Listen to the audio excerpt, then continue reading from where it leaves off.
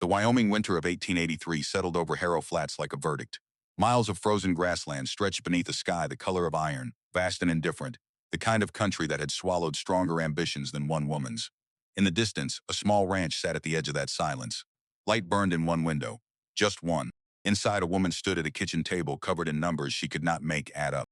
Outside, 40 starving bison she had just paid $800 for stood in a pasture not built to hold them. The whole town was already laughing.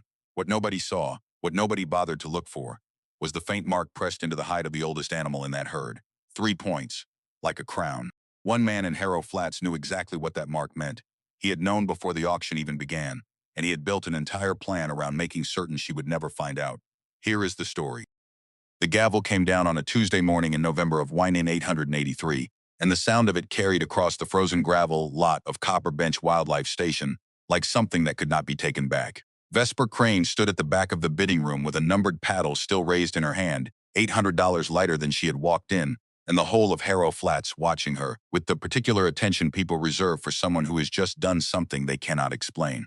She had come for fencing wire. The Copper Bench liquidation had run 3 weeks of notices in the back pages of the Harrow Flats Gazette, tucked between a Methodist church announcement and a harness supplier's advertisement out of Cheyenne. Vesper had read the listing twice, circled the words surplus materials and miscellaneous ranch equipment, and noted the date. Her north pasture fence had been losing its argument with Wyoming winds since August, and she could not afford new wire at hardware store prices. She had not circled the line about 40 head of bison, because 40 head of bison had nothing to do with her situation. Her land, or any calculation she had made in the 2 years since Thomas died and left her holding a mortgage, a 10-year-old boy, and 160 acres that nobody had offered to help her keep. The drive out had taken most of the morning. Emery had been awake before her as he usually was. He had already recorded the temperature in the small leather notebook he kept on the kitchen windowsill, 14 degrees, wind from the northwest, sky the color of old pewter before she had finished buttoning her coat. He handed the notebook to her without being asked, because he had understood, somewhere in the past year, that his mother sometimes needed to know the weather had been written down before she could focus on anything else. She tucked it into her coat pocket beside the auction notice, told him the 3 tasks she needed done before she returned, and left him standing in the kitchen doorway with the lamp still burning at his back. The lot at Copper Bench was crowded when she arrived. Men from 3 counties had come to pick through what remained of a wildlife operation that had run out of money and credibility in the same season.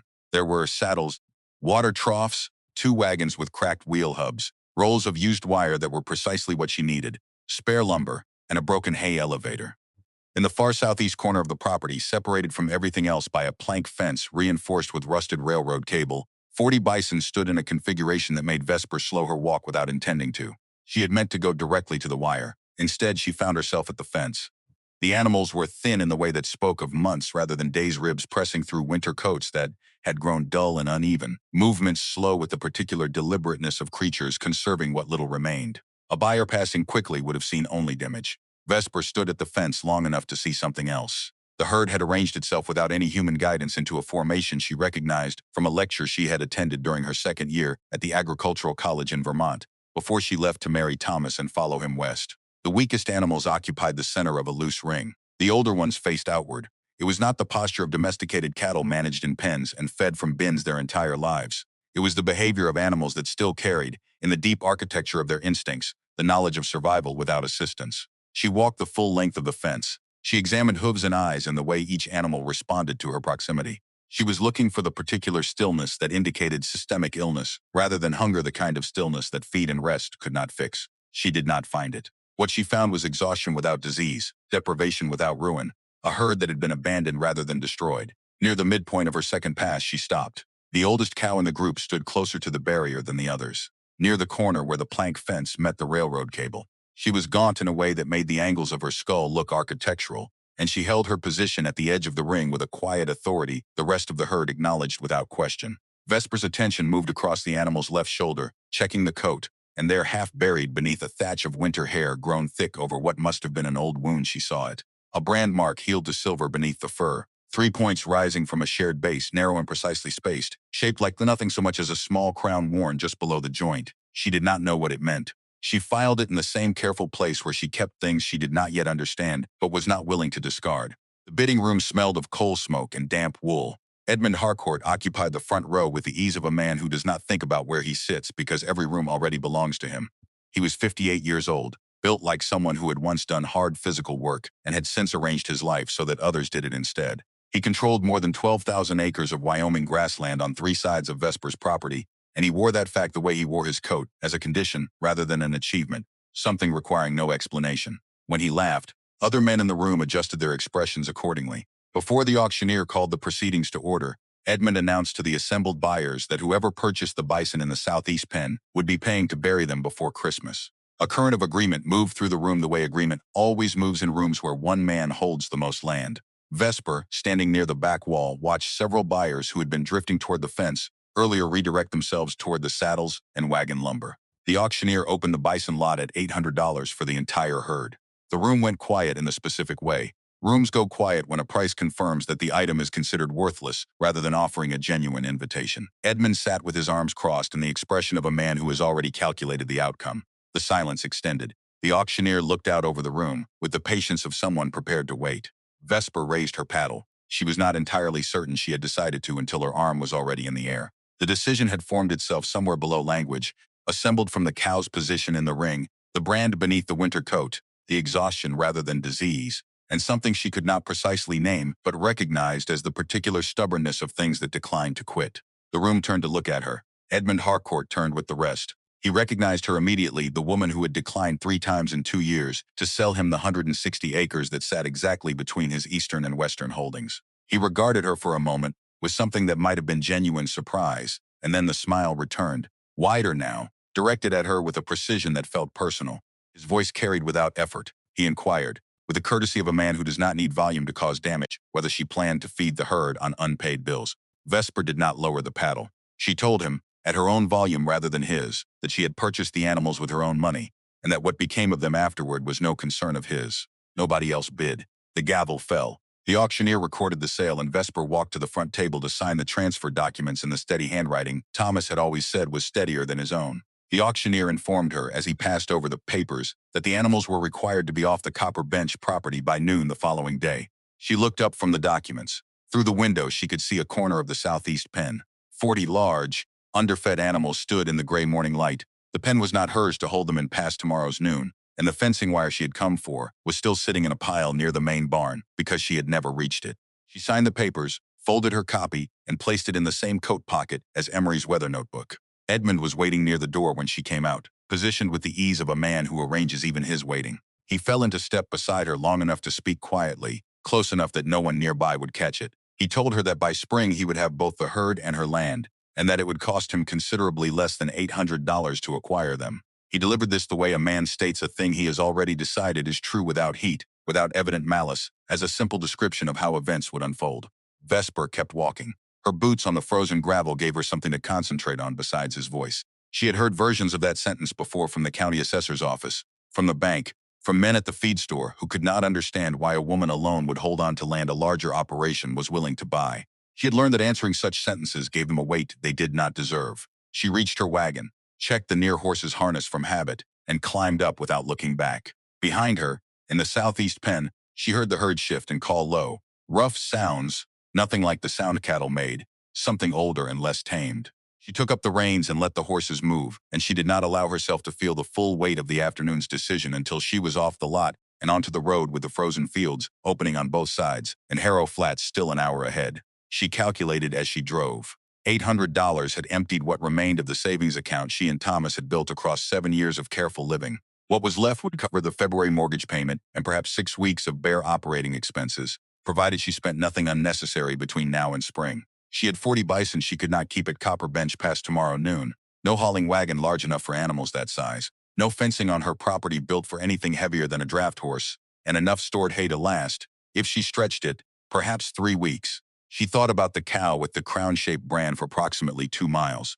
Then she stopped and started thinking about who she could reach when she got home. Dellard Pruitt had known her father for 30 years and had run a hauling operation in the valley since before Vesper arrived in Wyoming. He was not a sentimental man, and he did not offer help out of sympathy, which was part of why she trusted him. After she got Emery settled with supper, she sent Dellard a message by way of the Harrow Flats telegraph office. He arrived at the Copper Bench lot the following morning at 6 o'clock with his 2 largest stock wagons and a hired hand who did not ask unnecessary questions. He agreed to make 2 trips. In exchange, he wanted the north fence repaired come spring, at her labor and his materials cost. It was fair, and both of them knew it. Dr. Calhoun Mast arrived before the first wagon finished loading. She had not been entirely certain he would come. Calhoun was 62 years old and had spent the better part of 2 decades working with bison conservation programs in Montana and Wyoming before returning to Harrow Flats on what he described as a permanent retirement from other people's problems. He maintained a small practice for horses and cattle on the valley's eastern side, saw patients only when he chose, and had declined 3 invitations from Edmund Harcourt to serve as veterinary consultant for Harcourt Range's new bison program. Vesper had met him twice, once at a county land management meeting, and once when a horse had cut a leg badly enough to require more than she could manage alone. He had come both times, she asked. That was the complete extent of their acquaintance. He moved through the herd with the patience of someone who had learned that animals communicated in a language rewarding stillness. He checked eyes, gait, coat condition, mucous membranes, and the reaction of each animal to his presence. He separated 3 he considered dangerously compromised, marking them with chalk on the shoulder so they could be loaded last and housed apart. Then he found Vesper near the fence and told her 2 things before anything else. The first was that none of the animals showed signs of the systemic disease that would make the purchase a public health problem. The second was that she could not feed them, yet not normally, not the way she would feed horses or cattle after deprivation. A body starved long enough loses the capacity to process a sudden abundance of rich food, and the result could kill an animal faster than the original hunger. She would need to rebuild their conditions slowly, with specific supplements at precise intervals, increasing intake over weeks rather than days. He wrote the protocol on the back of a folded piece of paper from his coat pocket and handed it to her without ceremony. She asked him, while he was still writing, whether he had seen the brand on the old cow's shoulder. He finished writing before he looked up. Then he crossed to where the cow stood near the fence and crouched to examine the mark beneath the winter hair. He was quiet for a moment. When he stood, his expression had shifted in a way she could not yet read. He said he thought he recognized the shape but needed to confirm something before saying more. She did not press him. She put the protocol paper in her coat pocket beside the transfer documents and the weather notebook, which was growing crowded, and went to help Dellard with the first group. The drive back to her property took 40 minutes on the first trip and 45 on the second, because Dellard was careful with the wagons on frozen roads, and the second load carried the 3 weakest animals, who needed a slower pace. Vesper followed in her own wagon, and when the teams pulled through the gate of what everyone in Harrow Flats still called the Crane place, she felt something she had not anticipated, not relief, which would have made sense, but the particular sharp alertness of a person who is committed to something irreversible and is now required to be equal to it. She had reinforced the weakest sections of the main pasture fence the previous afternoon, using materials she had on hand. It would hold through the night. Beyond that, she was working in hours rather than days. She spent the rest of the afternoon moving between the herd and the fence line, checking, calculating, adjusting. Emery came out when school ended and walked beside her without being invited, which she allowed because he was old enough to be useful and had been proving it consistently for 2 years. He identified which fence section showed the most give under wind pressure and tied a strip of red cloth to that post so she could locate it in the dark if necessary. It was exactly the practical thinking she had come to rely on, and she did not comment on it because commenting would have made it smaller. By 8 o'clock, the temperature had dropped to 2 degrees above zero, and the northwest wind Emery had noted that morning had developed a sharper intention. Vesper was at the kitchen table with the lamp turned high, the transfer documents and Calhoun's protocol spread in front of her, a list of feed suppliers written in the handwriting she used when trying to stay organized rather than expressive, when the wind shifted and a sound from the north pasture made her put down the pen. She went out with the lantern. The oldest cow, the one with the crown-shaped mark, had gone down in the northeast corner of the north pasture, near the place where the fence met the frozen drainage ditch. She lay on her side, not thrashing, which was either a good sign or a very bad one depending on what had put her there. Vesper set the lantern on a fence post, assessed the situation for 30 seconds, and returned to the barn for what she needed. She rigged a windbreak from the spare panels stacked behind the barn, driving the stakes into frozen ground with a post maul until her shoulders burned, angling the panels to cut the wind from the animal's position. She applied the warmth measures Calhoun had outlined and sent a telegraph message to his home address asking for guidance, not knowing whether it would reach him before morning. The reply came back in 40 minutes, which meant he was still at his desk. He walked her through 3 additional steps by telegraph, 1 message at a time, each precise and unhurried. She followed them in sequence, working by lantern light with her hands inside her gloves until the cold made her fingers unreliable, then bare until she needed the gloves again. It was the kind of work that did not permit the full weight of feeling what you were doing while you were doing it. She had learned that. She had learned it in this same pasture, in different circumstances. She did not let herself think about Thomas in any complete way. She borrowed the steadiness of his voice instead, which was a different thing, the particular low register he had used with sick animals, patient without being plaintive, matter-of-fact in a way that communicated confidence rather than indifference.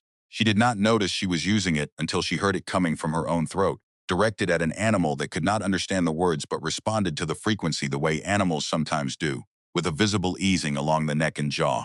Emery had seen the lantern moving. He was awake when she checked, sitting at the kitchen window in the quilt from his bed, the weather notebook open on the sill. He had been recording temperature every half hour. She could see the column of figures from where she stood outside and understood that this was his version of doing something useful when direct usefulness was not available. She told him through the glass that everything was being handled, that he needed to sleep, and that she would call him if she needed him. He pressed his palm flat against the glass in the gesture they had developed sometime in the past year without discussing it. She pressed hers against the outside of it. He settled back against the sill and she went back to the north pasture. An hour before dawn, the cow pushed herself upright. It happened the way large things happen when they have come close to not happening at all. Legs finding purchase in the frozen ground, weight redistributing, the long body rising with a deliberate effort that looked more like argument than ease. She stood swaying for a moment, her breath forming small clouds in the lantern light, and then she found her balance and looked at Vesper with a direct, unimpressed attention that Bison gave to things they had decided were not a threat. Vesper crouched in the frozen mud at the edge of the windbreak she had built and released a breath that had been waiting some time to leave. She named the animal Steadfast, not aloud, only in her own mind, filing it in the same careful place as the brand mark in Calhoun's expression when he had seen it. She did not permit herself a celebration. 39 animals were still out in that same cold, and winter had barely begun to show its intentions. She was back at the kitchen table by 6 in the morning, the lamp still burning, when the message arrived by way of a neighbor's boy, Garrett, the hay supplier, had sent word before dawn. The order she had placed the previous afternoon had to be canceled. The entire available supply of quality hay within 50 miles of Harrow Flats had been purchased by Harcourt Range and Beef the evening before. Vesper set the note on the table and looked at the window for a moment without speaking to anyone. Outside, the light was coming up over the eastern ridge, thin and without warmth. She sat at the kitchen table with Calhoun's protocol in front of her and added up what the cancellation meant. Edmund had moved within hours of the gable falling. He had not needed to threaten her or negotiate or wait for her to make an error. He had identified the resource she most urgently required and removed it from reach before she could secure it, using the purchasing power of a 12,000-acre operation against the resources of a 160-acre one. It was entirely legal. It was efficient. It was the kind of maneuver available only to someone with enough money to act before the consequence registered in the person it was aimed at. She sat with it for a few minutes. Then she began making a different kind of list. Native grassland, 3 abandoned fields within 4 miles of her property, 2 of them with absentee owners she could approach for cutting rights. Calhoun had mentioned during the loading that properly managed bison could subsist on browse and dormant native grass that cattle would refuse not thrive, but sustain, long enough to buy time until alternative feed sources could be arranged. The mineral supplements she could obtain from a different supplier 40 miles east, at a higher price and a delay of several days. The hay she could partially replace with what she cut herself, given permission, given time, given weather that cooperated. She began writing letters. Edmund arrived at her door 2 days later in his formal coat, the one he wore to county commissioner meetings. He sat at her kitchen table with the ease of a man who has sat at tables like this many times and has always left having gotten what he came for. He placed a figure before her, $90,000, for the land and the herd combined, enough to clear the mortgage and the remaining debt, with money left over for a reasonable start somewhere else. He framed it as generosity, as recognition of a situation that was going to become more difficult before it improved, and as the kind of offer that would not be repeated. She looked at the number. She knew what her land was worth relative to what he had named. She knew what it was worth to him specifically with the winter grazing corridor, the river access, and the connection it provided between his eastern and western holdings. The gap between those two values was the precise measure of what he believed her circumstances had reduced her to. She told him no. He reminded her, with the patience of a man delivering information rather than a threat, that her ranch loan came up for review in the spring, and that he had long-standing relationships with people whose opinions would matter during that review. He was not threatening her, technically. He was describing the landscape of her situation as he understood it, a landscape that happened to include many things he influenced. Stood up from the table, which ended the conversation more cleanly than words would have. He left. She watched from the kitchen window until his wagon had moved back up the road toward Harrow Flats, and then she went out to check the herd. She found them near the section of fence where Emery had tied the red cloth, 3 animals working at the soil near the base of the post, pawing through the frozen crust in a patient, methodical way that she stopped to observe. It was not distress behavior. They were investigating what lay below the frost layer, testing whether anything edible could be reached. The movements were deliberate and economical. The actions of animals that understood effort had to be proportional to return. She watched them for 10 minutes in the late afternoon cold and wrote what she saw in the herd notebook she had started keeping, separate from Emery's weather record. her handwriting cramped and exact on the small pages. Calhoun stopped by that evening and she showed him the entry. He read it twice. He told her that what she had described was a foraging behavior associated with herds that had never been fully removed from native range management, a behavior that commercial bison populations typically lost within 2 or 3 generations of intensive feeding programs. The fact that these animals still exhibited it was not conclusive on its own, but it was consistent with something he was beginning to think about carefully. He did not name it yet. He suggested instead that she try to locate whatever paperwork remained from the copper bench operation before the bankruptcy process destroyed it, because he believed there was something important to understand about where this particular herd had originated. She told him about the brand mark on Steadfast's shoulder. He nodded slowly, as if she had confirmed something he had been turning over since the lot at Copper Bench. He told her the shape was familiar, but that he needed to be certain before he said anything further. She did not press him. She had learned that Calhoun was a man who did not speak until he was certain, which made everything he said worth waiting for. That night, after Emery was asleep, she sat at the kitchen table with the transfer documents, the feed protocol, the herd notebook, and the letter she was composing to the owner of the nearest abandoned field, and she understood with the kind of clarity that comes from exhaustion rather than inspiration that she was now in a different kind of fight than the one she had started that morning at the auction. She had come for fencing wire. She had left with 40 animals, an empty bank account, an enemy who moved faster than she had estimated, and a brand mark on a sick cow's shoulder that a veterinarian with 30 years of experience had recognized and declined to explain. The lamp burned low. Outside, the wind tested the joints of the house the way it tested everything in Wyoming every November, looking for the weakness, identifying it, and filing the information away. She trimmed the wick and turned the light up again. There were letters to finish and figures to calculate and a protocol to review, and the winter she was standing at the edge of was going to require everything she knew how to do, including several things she had not yet learned. She picked up the pen. December arrived without ceremony, dropping the temperature another 12 degrees in the first week and hardening the ground to the consistency of iron beneath a thin layer of new snow. Vesper was moving through the herd before first light most mornings, before Emery had finished breakfast, working through a circuit she had developed by repetition until it felt like instinct north pasture first, where the 3 weakest animals remained separated, then the central field, then the fence line before the light changed enough to see the posts clearly. She had learned to read the herd the way she read weather, not for the obvious signs, which were easy, but for the small adjustments that came before them, which were the only ones that allowed for prevention. The foraging behavior she had recorded in November continued as the snow deepened. She watched it with the focused attention of someone who has understood that what she does not yet comprehend is often more important than what she does. The older animals opened ground and the younger ones used what was revealed, the coordination efficient and entirely without instruction. She filled the herd notebook with observations she did not yet have the vocabulary to categorize properly, writing what she saw in plain language, and leaving margin space for whatever Calhoun might add. He came twice a week through December, sometimes more. He had stopped framing his visits as professional courtesy and had begun framing them as necessity, which Vesper understood as his way of indicating that the situation had become genuinely interesting to him on terms that extended beyond any basic obligation.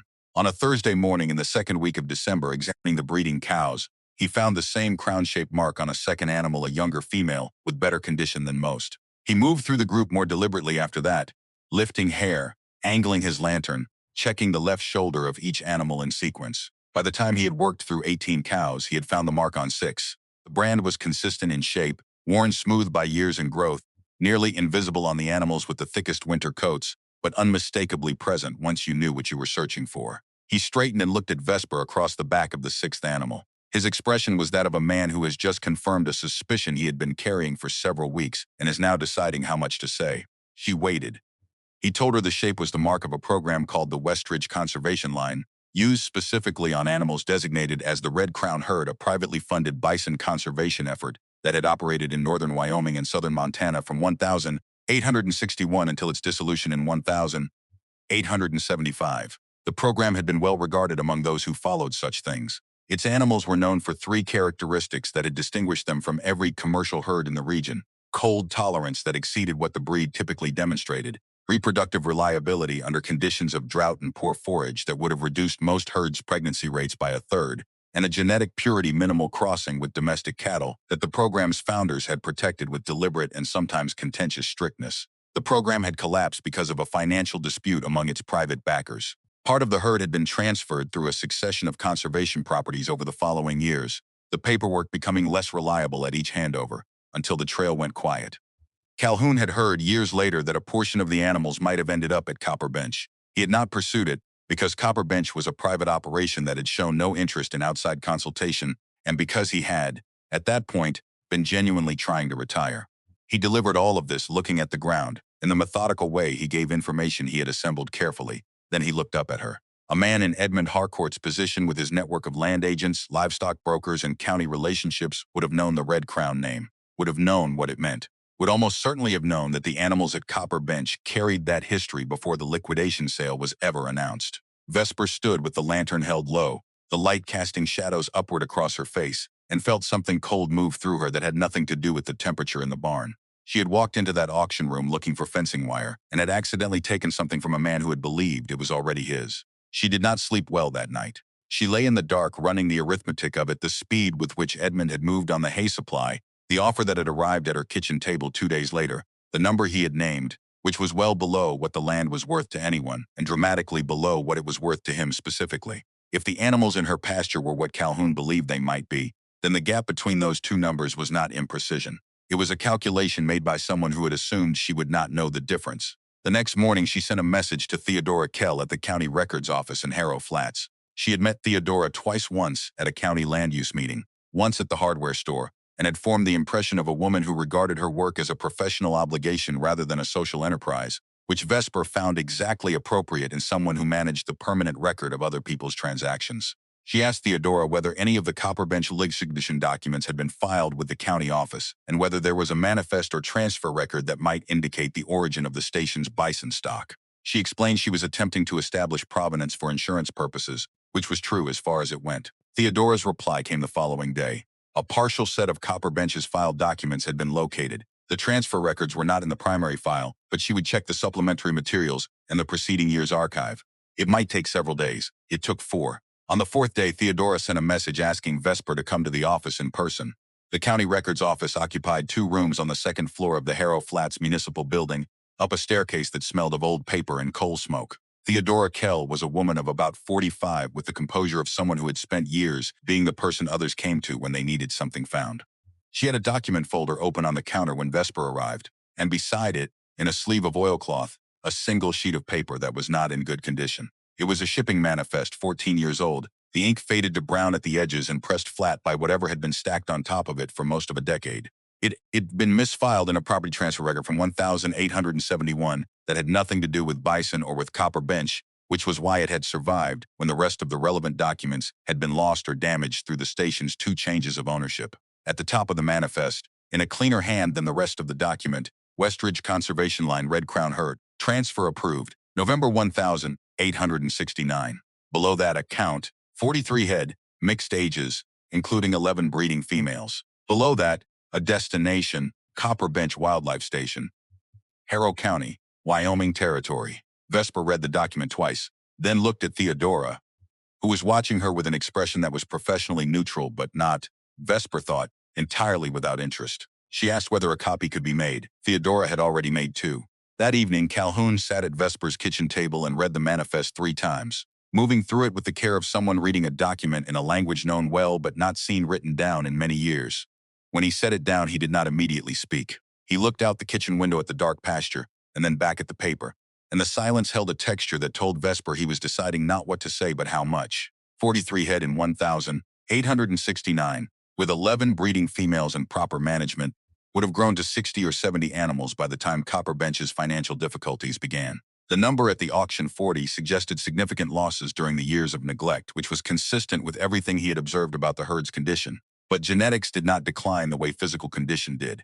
If these animals were what the manifest indicated, the bloodline was intact regardless of how thin the animals had become.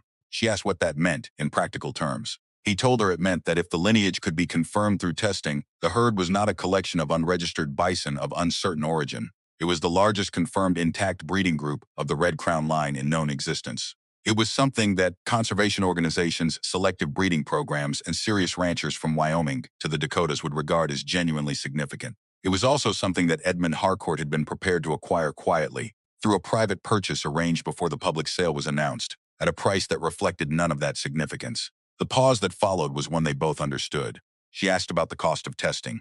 Genetic confirmation required hair and blood samples sent to a private laboratory. The only facility he trusted for this specific work was in Philadelphia. The estimate he had received informally some years earlier for a similar project had been in the range of $12,000. The figure had not decreased. Vesper set down the pen she had been holding without writing anything and looked at the number she had written on the operating page. $12,000 was not a figure she could look at directly. She looked around it instead, the way you look around a bright light. She thanked him and said she would think. She did not tell him what she was already thinking, which was that the items in the barn and the equipment shed had values she had not bothered to calculate in 2 years because she had not expected to need to. She went out the following morning with a clear head and a piece of paper and walked through everything Thomas had left behind that she had not sold and did not strictly need. The large wagon they had arrived in Wyoming with, now too unwieldy for her operations. 2 pieces of haying equipment replaced in the last year of Thomas's life and unused since. A set of farrier tools she had never properly learned to use. A chest of surveying instruments from Thomas's time working land assessment before they had the ranch valuable to the right buyer and useless to her. She made a list. She totaled it twice with different estimates for each item. The sum in both versions was not enough, but it was enough for a substantial portion, and she had not yet asked whether the laboratory extended payment terms for clients who could demonstrate the professional context of their inquiry, which she could. That evening she sat with Emery at the kitchen table after supper and told him, without unnecessary softening, that she needed to sell some of his father's things. She named the large wagon. She named the haying equipment. She did not explain the full reason, because the full reason involved contingencies she could not yet guarantee, but she told him it was for the herd and that she believed it was the right use of what Thomas had left behind. He was quiet for long enough that she thought he was working through something difficult. Then he looked up with the expression he sometimes wore when he had arrived somewhere by a route she had not followed. His father had not left behind a wagon, he said. His father had left behind the example of not walking away from something that still needed you. She did not have an answer for that. She folded the list and put it in her pocket and went to wash the supper dishes. And she did not let herself feel the full weight of what he had said until much later, when the house was quiet enough to hold it. She sent the samples to Philadelphia in the second week of January, 1884. Hair from 6 animals confirmed to carry the crown mark, blood from 3 of the strongest breeding cows, a completed intake form describing the chain of custody in plain language, and a letter from Calhoun establishing his professional credentials and the context of the inquiry. The laboratory confirmed receipt and estimated a return of results in 12 to 14 weeks. Vesper recorded the date in the herd notebook and did not write it anywhere else, because writing it elsewhere would mean looking at it, and looking at it would mean counting backward from the date toward the present, and she did not have the margin to spend attention on a calendar, while winter was still pressing from every side. Winter had its own requirements. February brought a cold that settled differently from December's heavier, more permanent in its intention, the kind that made the barn joints groan before dawn and kept the water troughs iced over until nearly 10 in the morning despite the heaters running. The herd had continued gaining weight through January, slowly, the protocol holding, the mineral supplements arriving from the supplier 40 miles east on a schedule. Vesper maintained with the precision of someone who understood that a 2-day delay could set the recovery back by 2 weeks. 3 cows were visibly pregnant by late January. By mid-February, Calhoun had identified 14 more. 17 pregnant cows in a herd that had arrived unable to stand in the cold was not coincidence. It was genetics functioning through the worst available conditions. Vesper wrote it in the notebook in plain language and underlined the number once, which was the most emphasis she allowed herself. She was in the barn, checking a 4th cow Calhoun had flagged as possibly pregnant when Gilbert Fenn arrived at the gate. She recognized his horse before she recognized him, a tall, gray, with a white blaze she had seen at the Harcourt Range fence line before, ridden by the man Edmund trusted to deliver communications he preferred not to make in person. Fenn was approximately 40, efficient in the way that men who work for powerful men develop efficiency, and he had the manner of someone who had delivered unwelcome information, often enough that it had ceased to register as unwelcome to him. He handed her a document from the county commissioner's office. A formal complaint had been filed. Her fencing failed to meet safety standards for large animals adjacent to a public road. Her water sources were inadequate for a herd of this size. The density of large animals on a property of 160 acres potentially violated county land use ordinances, and the proximity of the herd to the county road constituted a public safety risk requiring immediate assessment. She read it twice, standing in the cold outside the barn. She asked whether it had come through the commissioner's office or through Harcourt Range. He told her it had come through the commissioner's office, which was true, and was also the kind of true statement that contained a different answer inside it. She thanked him for delivering it and went back into the barn. The inspection team arrived 8 days later, 3 men from the county office with measuring instruments and the expressions of people doing a job they had been directed to do and were not responsible for having been directed to do it. Vesper met them at the gate with her feeding logs, veterinary records, and a written upgrade plan with a specific timeline. She answered every question, showed every record, and walked the full perimeter without complaint. They passed her on most of what they assessed. The water situation required a documented improvement plan, which she provided on the spot. The fence along the northern road boundary required specific upgrades within 30 days, steel posts at prescribed intervals, wire gauge above a specified minimum at a cost that, when she calculated it that evening, required her to make decisions about other expenditures she had been treating as fixed. She made those decisions with the operating notebook open and the pencil moving, and they were not comfortable decisions, but they were possible.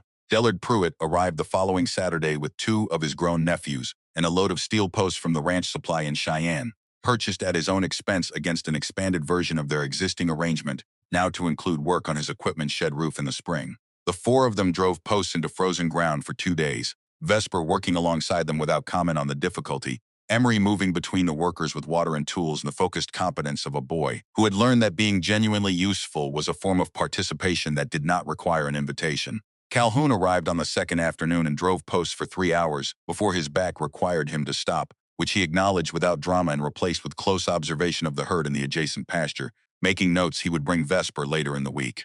At the community meeting held in the Harrow Flats Assembly Room that same week, Edmund stood at the front and addressed the gathered residents and county officials with the measured authority of a man accustomed to framing conversations before they began. He expressed concern for the town's welfare. He described the situation at the Crane property as well-intentioned but structurally unsound personal determination outrunning practical capacity, and suggested the community had a legitimate interest in ensuring that large, unpredictable animals were managed by operations with the infrastructure to manage them safely. Vesper stood when he paused. She asked him in front of everyone why Harcourt Range and Beef had purchased the entire available supply of quality hay within 50 miles of Harrow Flats on the evening following the Copper Bench auction. The room redistributed its attention in a way that was different from how it had attended to Edmund. His answer arrived without hesitation. Harcourt Range operated at a scale that required forward purchasing of resources. That was standard business practice. The fact that a smaller operation had failed to secure its feed supply before prices moved was not a consequence he had caused or could have anticipated. The room accepted this mostly, but the quality of the acceptance had changed. Several people looked at their hands. A few looked at Vesper. She sat down. She had not expected to change the room that evening. She had wanted it on record that the question had been asked in public and that the answer had been given in public, where anyone present could measure it against what they already knew about how Edmund Harcourt conducted his affairs. She drove home that night through cold that had developed a new quality less like weather and more like a permanent condition. Emery was already in bed. She sat at the kitchen table for a while with the lamp turned low, the herd notebook open but not being written in, keeping company with the figures she had been living inside for 3 months. The drought arrived in March. It came as a subtraction, rather than an event, a gradual disappearance of moisture that should have been accumulating in the soil beneath the winter snow. The winter had been drier than average to begin with, and the spring arrived without the usual reserves. The small ponds serving the eastern pasture began to recede in the second week of March. The overflow from the irrigation channel along the western boundary slowed to a trace by the end of the month.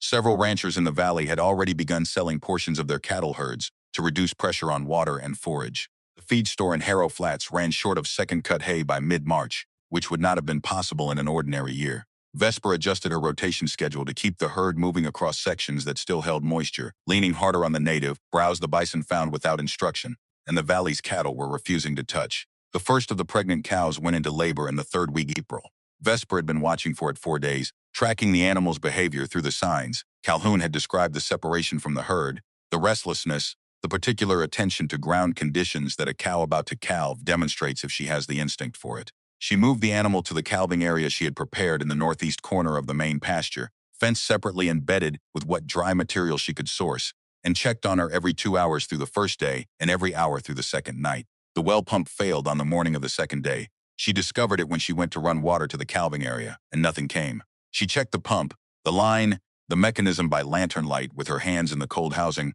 and understood within 20 minutes that this was not a repair situation. The water table had dropped below the pump's reach. A new well would need to be drilled deeper by someone with equipment she did not own, at a cost that was not a figure she could look at directly. She stood in the pump house with the lantern in her hand and the silence pressing in, and she made a list in her head not of what she wished were different, but of what she could actually accomplish in the next 12 hours. The list was shorter than she wanted. It was not empty. She arranged water delivery from the Pruitt hauling operation, paying per load at the standard rate, recording each transaction in the operating notebook with the precision of someone who understood that clarity about costs was the only thing standing between management and panic. She rigged a system of holding tanks near the calving area so that each delivery stretched as far as it could. Emery helped fill the tanks each morning before leaving for school, working in the early dark without comment, his handwriting in the notebook recording each delivery's volume and cost before he went. 3 nights into this arrangement past midnight, the laboring cow's situation changed in a way that required decisions rather than patience. Vesper was in the calving area with a lantern held between her knees, her hands working through the procedure Calhoun had described by telegraph 3 weeks earlier when they had discussed the scenarios that might require direct intervention. The night was cold enough that her breath fogged the lantern glass, and the sounds were the cows breathing and the wind against the fence panels. She had sent a telegraph to Calhoun before dark asking him to remain reachable, and she held to that as an anchor while she worked the knowledge that he was awake somewhere in Harrow Flats with information she might need. She did not need to send for him. The calf arrived in his own time, with a solidity that surprised her given everything that had come before.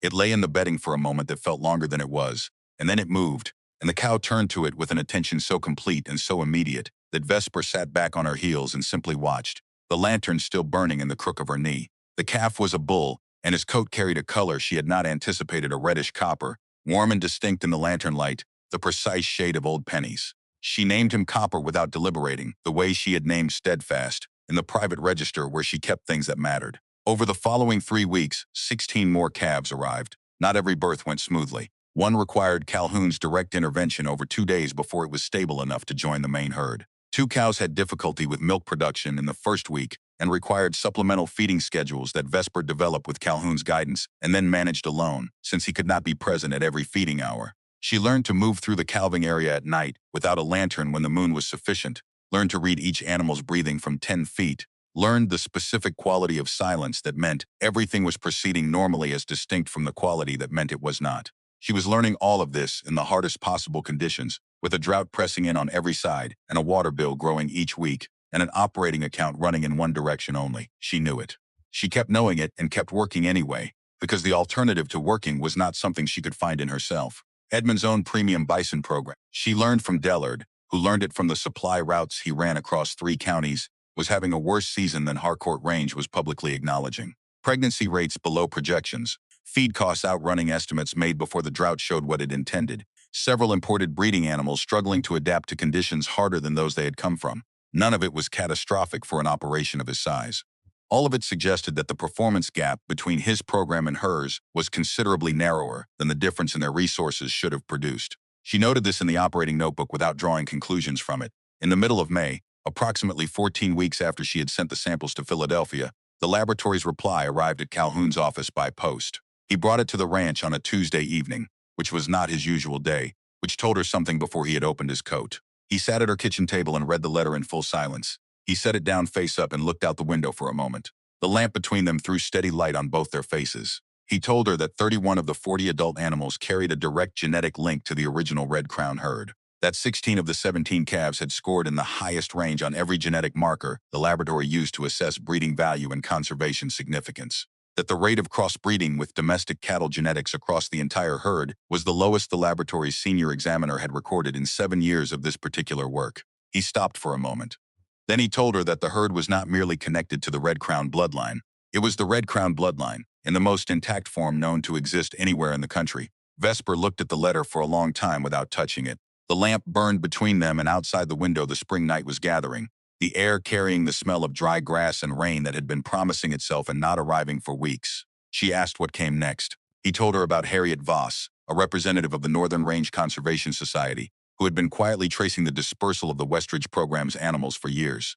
If Vesper sent word to Harriet Voss's office, he could provide the address. The society would almost certainly want to assess the herd directly. Independent verification would be required before any formal conservation designation could be attached to the animals. But the laboratory results were a foundation Harriet Voss would recognize immediately. Vesper asked whether Edmund Harcourt would learn of the results before she had the opportunity to have them verified. Calhoun looked at her across the table with the expression of a man who had been thinking about that question since he opened the envelope that afternoon. He believed Edmund already knew the samples had been sent. He could not say how. But a man with Edmund's reach in a county this size, watching a property this closely, would have access to information that did not arrive through official channels, which meant that whatever Edmund intended to do next, he was already calculating it. Vesper picked up the letter. She read it herself, all the way through. Then she folded it carefully along its original creases and set it on the table. She was going to need Theodora Kell again. Outside, the dry spring dark pressed against the window, and somewhere in the north pasture Steadfast moved through the short grass with the unhurried authority of an animal, that had never once questioned the ground beneath her feet, and 17 calves that had no business surviving a Wyoming drought year were sleeping in the warm dark beside their mothers, evidence of something that could be suppressed but could not be manufactured, waiting for the morning to confirm what the night already held. Theodora Kell received the letter on a Wednesday and replied on Thursday. The reply confirmed she would search the remaining copper bench materials for anything mentioning transfer rights, purchasing agreements, or prior claims on the station's livestock. She added, in a postscript written in slightly different ink, that she had noticed something in the bankruptcy filing she wanted to verify before discussing. Vesper read the postscript twice. She had written to Harriet Voss 2 days after her conversation with Calhoun. The letter had required 3 drafts, because the first 2 had contained more explanation than the situation called for. The third found the shorter form. She had purchased a herd at public auction, obtained genetic confirmation of its lineage, and believed the Northern Range Conservation Society might have an interest in assessing the animals directly. She enclosed a copy of the laboratory results. She did not mention Edmund Harcourt by name. June arrived with the same dry quality as May, the grass coming in shorter and paler than it should across the valley, the creek marking her southern boundary running well below its banks. The calves were 6 weeks old now, the oldest moving with the confidence of animals that had never experienced uncertainty, their copper-red coats deepening as the summer came on. Vesper had integrated them into the main herd rotation 2 weeks earlier, watching how the adult cows positioned themselves around the young animals, how the calves navigated the herd's social structure without apparent instruction. The behavioral signatures Calhoun had been documenting since December continued into the next generation without any visible diminishment. She added that to the notebook and left the implications unwritten, because stating implications required a certainty she was not prepared to claim until Harriet Voss had come and seen for herself. Edmund moved first. She learned of it not from him but from the Harrow Flats Gazette, which ran a front-page item on a Thursday morning describing a press event Edmund had held at the Harcourt Range main house. The article quoted him at length. He expressed in the measured language of a man who had learned to deliver accusations through the structure of concern, serious doubt about the validity of the genetic testing Vesper had commissioned.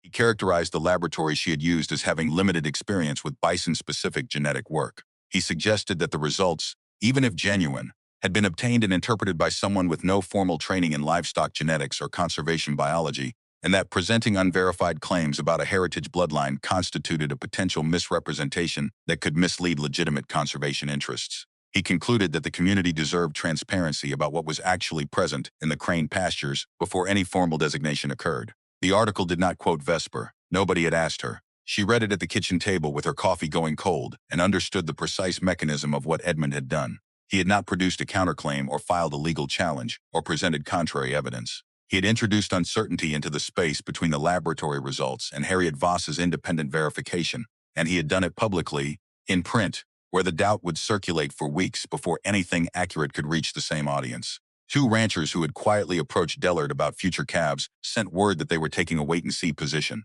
The county bank sent a letter noting that the pending loan review would account for any material changes in the ranch's asset valuation, a formal way of saying that uncertainty about the herd's value was uncertainty about the collateral securing her mortgage. Calhoun arrived that afternoon having read the same article. He set his hat on the table and looked at the ceiling briefly before he looked at Vesper, and she recognized the quality of that pause as the space a careful man creates before saying something he cannot unsay. He told her that the laboratory Edmund had characterized as having limited experience was the same facility that had provided genetic confirmation for 3 separate federally recognized bison conservation programs in the previous decade. He knew this because he had chosen it for precisely that reason. She asked whether he could say so publicly. He told her he already had. He had written a letter to the Gazette, addressed to the editor, with the relevant program citations attached, before coming to the ranch.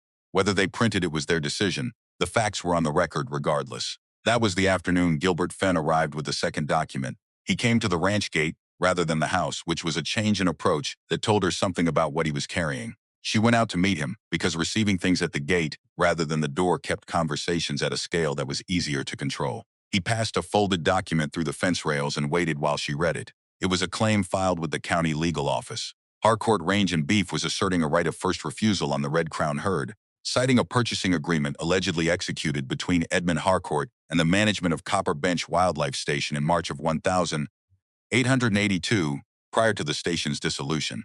The document asserted that this agreement entitled Harcourt Range to purchase the entire herd at fair market value before any sale or transfer to a third party, and that Vesper's acquisition at the November 1883 auction had occurred in violation of that prior claim, which had not been properly disclosed during the liquidation process. If the claim held, she had never owned the herd. The $800 she had paid at the auction would be returned to her, and 40 adult animals and 17 calves the winner's work. The protocol, the water hauled by the barrel, the calving nights, all of it would belong to Edmund Harcourt at whatever price he chose to call fair market, assessed before the genetic confirmation had altered what those words meant.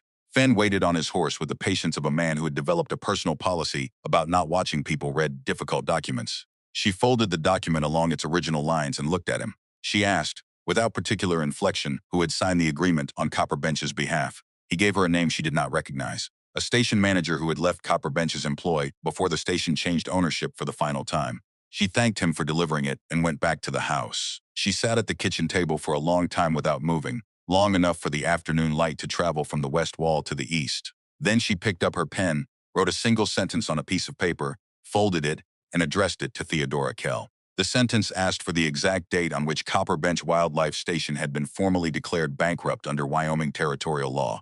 Theodora's reply came in the Morning Post 2 days later, faster than Vesper had expected, which meant the date had been easy to find once someone looked directly for it. The formal bankruptcy declaration for Copperbench Wildlife Station had been recorded and stamped by the county clerk on the 14th of March, 1882. Vesper looked at that date. Then she retrieved the copy of Edmund's claim document from the folder where she had placed it and found the execution date on the purchasing agreement he was citing. The agreement was dated the 22nd of March, 1882, 8 days after the company it referenced had ceased to exist as a legal entity. 8 days after the man who had signed it on Copperbench's behalf had lost any authority to sign anything in the company's name. A company formally declared bankrupt could not execute new agreements through its former management. The signature on that document was legally void from the moment the pen touched the paper. She brought both documents to Calhoun that evening, not to confirm what she had already concluded, but because she wanted a second reading by someone whose judgment she trusted before deciding what to do with what she knew. He studied the dates in silence, moving between the 2 pages in the lamplight with the focused attention he gave laboratory results. His conclusion matched hers. The agreement was unenforceable. But he added something she had not yet fully articulated to herself. The unenforceability was not obvious from the document in isolation. A county legal officer reviewing it without the specific bankruptcy date in hand might flag it as a legitimate prior claim requiring resolution. The burden of disproving it would fall on Vesper, through a process that would take months, accumulate costs, hold her ownership in contested status throughout, prevent any formal conservation agreement from being finalized, and give Edmund every opportunity to make additional moves while she was occupied defending against the first one. The document did not need to be valid to be effective. It needed only to be plausible long enough to create the delay. She drove into Harrow Flats the next morning and went directly to Theodora Kell's office. Theodora had the bankruptcy filing already pulled from the archive when Vesper arrived, which meant she had been expecting this conversation. She spread it on the counter beside the copy of Edmund's claim document without being asked, the 2 documents side by side in the morning light. She had also found something else. In the course of pulling the bankruptcy materials, she had located a series of correspondence filed with the station's creditor documentation letters between Gilbert Fenn and the Copperbench station manager from the months before the public liquidation announcement. The letters documented an extended negotiation for a private purchase of the bison herd, conducted entirely outside any public process, at a price well below what the herd would have commanded at open auction. The station manager had ultimately declined, not because the price was unacceptable, but because the terms of the bankruptcy required all assets above a threshold value to be liquidated through a public process to satisfy creditors. The private sale would have violated those terms. The letters were dated 1881 and early 1882. Edmund had been attempting to acquire the Red Crown herd privately for more than a year before the public auction, at which Vesper had purchased them for $800. Theodora set certified copies on the counter and stated that she could authenticate these as official county records, which gave them evidentiary weight that private correspondence did not carry. Vesper looked at the pages and understood that what Theodora had found was not only a defense against Edmund's claim, it was the answer to every question about why he had moved so quickly, so specifically, and so persistently from the moment the gavel fell. He had known what the herd was. He had tried to buy it privately, at a fraction of its value, before anyone else could learn what it was. When the bankruptcy process forced a public auction, he had relied on his reputation and his public commentary to keep other buyers from bidding.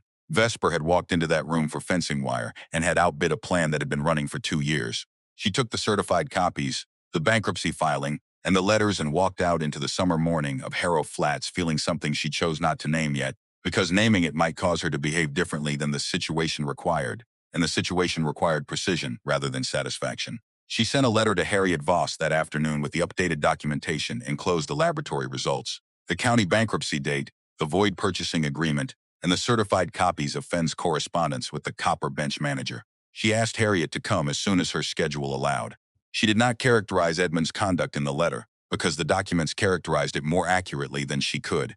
Harriet Voss arrived in Harrow Flats 12 days later on the morning stage from Cheyenne. She was a woman in her early 50s, lean in the manner of someone who spent a substantial portion of her professional life in the field.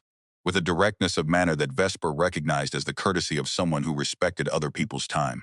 She had been working with the Northern Range Conservation Society for 19 years, and had spent a portion of that time specifically tracing the dispersal of the Westridge Conservation Line's animals after the program's dissolution. She had not found the Red Crown herd before because the transfer records were incomplete and because Copper Bench had not been receptive to outside inquiries during its operational years. She had suspected the animals might be there. She had not been able to confirm it. She spent 2 full days at the Crane Ranch. On the first day, she walked every pasture section with Calhoun, moving through the herd in the systematic way of someone conducting an assessment rather than a visit, recording observations in a notebook she kept close. She checked the calves individually. She observed the foraging behavior Vesper had been documenting since December, the social structure of the herd, the condition of the grass across the rotated sections relative to the drought conditions visible on neighboring properties. On the evening of the first day, she sat at the kitchen table with Calhoun and Vesper and said very little, which Vesper was coming to understand as Harriet's way of indicating she was still working. On the second day, she reviewed Vesper's herd notebook, every entry, from the first night in November through the previous week, the operating records, the feed logs, the water delivery accounts, and the veterinary documentation Calhoun had accumulated over 7 months. She spent an hour in the afternoon on the fence rail of the north pasture watching Steadfast move through the herd with a focused attention that produced no visible reaction. That evening, Edmund Harcourt appeared at the ranch gate. He had not been invited. He came alone and without his formal coat, in plain working clothes that were meant to suggest something other than what he was. He asked to speak with Vesper at the gate, and she went out to meet him there because she was not going to bring him inside while Harriet was working at the kitchen table. He named a figure, $250,000 for the land and the entire herd, calves included. He stated the number without preamble, and it was large enough that she felt its weight even as she recognized what it was. He said she had proven her capability, that no one who had observed what she had accomplished this past year could question her determination, and that this offer was a recognition of that. He said it with something close to warmth, which was the most unsettling version of Edmund Harcourt she had encountered. She looked at him across the fence rails in the evening light. She asked him directly, for the second time in the history of their acquaintance, whether he had known the Red Crown lineage before the Copper Bench auction. Something moved in his face that was gone before she could name it precisely. Then the controlled expression returned. He told her that a faded brand mark on unregistered animals was not the same as knowledge, that she was constructing a case on inference, and that a sensible woman in her position would accept a number that resolved every financial difficulty she faced, rather than betting on the outcome of a legal process that could proceed in a dozen directions. She told him she had already resolved the legal question because the date on his filing had answered it for her. The controlled expression held for a moment before something shifted behind it. He had not known she had the bankruptcy date. She could see him recalculating, and she let him, because the recalculation was its own answer to the question she had asked about the auction. She declined the offer. He left without another word, and she watched the road until his wagon cleared the property line. And then she went back into the house, where Harriet Voss was making a final notation in her own notebook at the kitchen table. 3 days later, Vesper wrote the invitations. She wrote them herself, at the kitchen table, one at a time, in the handwriting she used when precision mattered. Journalists from 3 regional papers, 12 ranchers from across the county, including several who had been in the auction room in November, and several who had attended the community meeting in February, the county commissioner and 2 deputies, Calhoun, Dellard, Theodora, Harriet Voss, who accepted immediately, and Edmund Harcourt, because not inviting him would have allowed him to later claim the proceedings had been conducted in his absence. The invitation described a public inspection of the Crane Ranch herd to be held on a specific morning at which the genetic results would be presented, the conservation assessment would be discussed, and any questions about the herd's provenance or the circumstances of its acquisition could be addressed directly. She spent the week before the inspection preparing not a speech but an account, a plain sequential description of every event from the auction to the present, documented where documentation existed and drawn from her own direct experience where it did not. She wanted nothing in it that sounded like argument, because argument invited counter-argument. She wanted a record that was simply true, stated simply, in front of people who could assess it for themselves. Emery helped her organize the herd notebooks and operating records into chronological order, creating reference materials that could be handed to anyone who asked for the underlying data. He worked with the precise, unhurried attention he brought to the weather records, sorting pages by date, noting where gaps existed and why, writing small indexing labels in his careful hand. She watched him work and understood that he had been doing a version of this since November, keeping the record that her hands had been too full to keep alone. The morning of the inspection arrived clear and hot, the bleached quality of the sky at the horizon carrying the Drought's signature. People came earlier than she had expected. Ranchers from the eastern part of the county whom she had not personally contacted arrived with men from neighboring operations. The information having moved through the valley's network of supply routes and fence-line conversations faster than any formal invitation. By the time Edmund's wagon came up the road at the appointed hour, there were more people in the North Pasture than had attended the community meeting in February. Harriet Voss conducted the first portion of the presentation herself, moving the gathered crowd through each pasture section with the methodical thoroughness of a scientist who understood that her credibility was the instrument she was using. She showed the grass coverage data comparative measurements from the Crane property and 4 neighboring ranches, all under the same drought conditions, demonstrating that the rotational grazing method Vesper had developed had preserved significantly more ground cover through the dry year. She showed the calf survival rate, 16 of 17 calves alive, gaining weight in conditions that had forced multiple neighboring operations to reduce their herds. She showed the supplemental feed cost per animal, which was lower than the county average for commercial bison operations despite the water hauling expenses. Then she presented the genetic results not as interpretation but as data, reading the relevant figures from the laboratory report in the plain language the laboratory had used, explaining the significance of each marker to ranchers who had not encountered this type of work before, answering questions from the journalists with the patience of someone who had explained this material many times and understood which details mattered and which ones could wait. Calhoun stood beside her for that portion and confirmed each figure against his own veterinary records, his voice carrying the authority of a man who had spent 30 years in this field and had no reason to misrepresent a single thing he said. Theodora came forward when Harriet finished. She set the certified copies on the field table that had been brought out from the barn and presented the dates with the same economy she applied to everything. The bankruptcy filing of March 14th, 1882. Purchasing agreement signed March 22nd, 1882. The 8-day gap that made the second document void. Then the letters between Gilbert Fenn and the copper bench manager from 1881 and early 1882, which she read aloud in relevant portions without editorial comment, letting the content carry its own weight. The crowd had the quality of people being asked to revise something they thought they understood.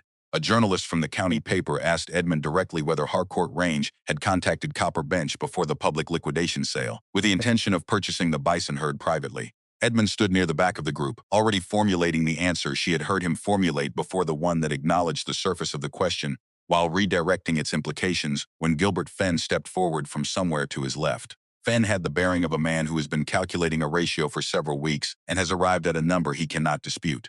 He did not look at Edmund. He looked at the journalist and confirmed, in clear plain language, that Harcourt Range had contacted Copper Bench's management prior to the public auction with the intention of arranging a private purchase. He confirmed that the arrangement had failed because the bankruptcy terms required a public sale. He confirmed that the strategy at the auction had been to discourage other bidders through public statements about the herd's condition, with the expectation that no one else would place a bid. The silence that followed was the specific silence of a public moment in which information that has been privately understood is spoken aloud in front of witnesses who will not forget it. Several of the ranchers who had been attending to Edmund looked elsewhere. One of them looked at Vesper. Another journalist asked the direct question, had Edmund Harcourt known the Red Crown lineage before the auction? Edmund did not answer. He was a man who had spent decades understanding when silence was a more useful instrument than words, and he deployed it now. But there were more than 40 people in the north pasture of the Crane Ranch, and silence in front of 40 people carries its own communicative weight.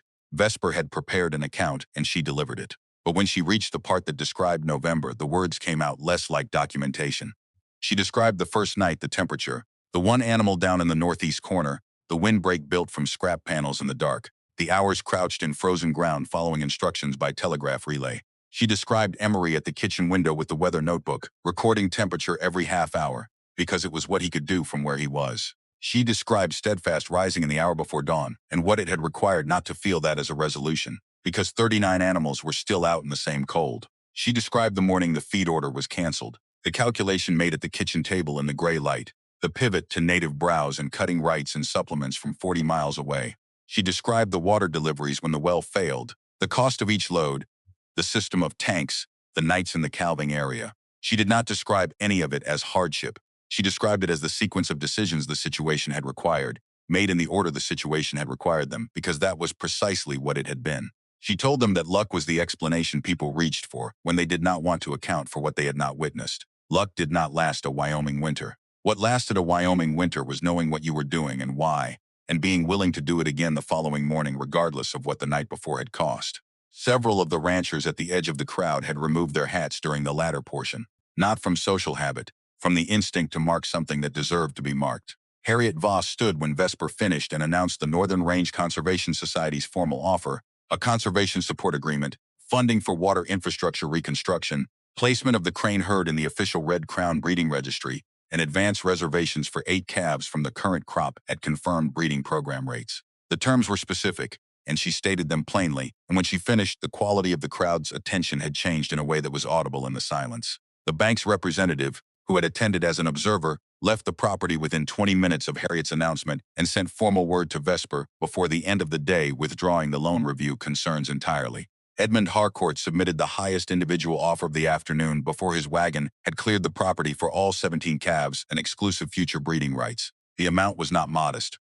Vesper read the offer at the field table, with Harriet beside her and Calhoun 3 feet away, and she worked through the exclusivity clause with the same care she had applied to every document that had crossed that table in the past year. Then she took a sheet of paper and wrote her response. She would sell calves through the established program process. She would not sell exclusive rights to anything. Harcourt Range was welcome to apply through the same procedure as every other buyer, under the same conditions, held to the same standards. She signed it, folded it, and gave it to Fenn, who had remained near the gate. He took it without speaking and rode out. The line of ranchers that formed at the gate late that afternoon was not the line she had imagined. They came from distances that required the kind of travel people undertook when they believed the destination was worth it, from the eastern rangelands, from the river basin country to the south, from operations that had herded through their own networks and arrived without a formal invitation.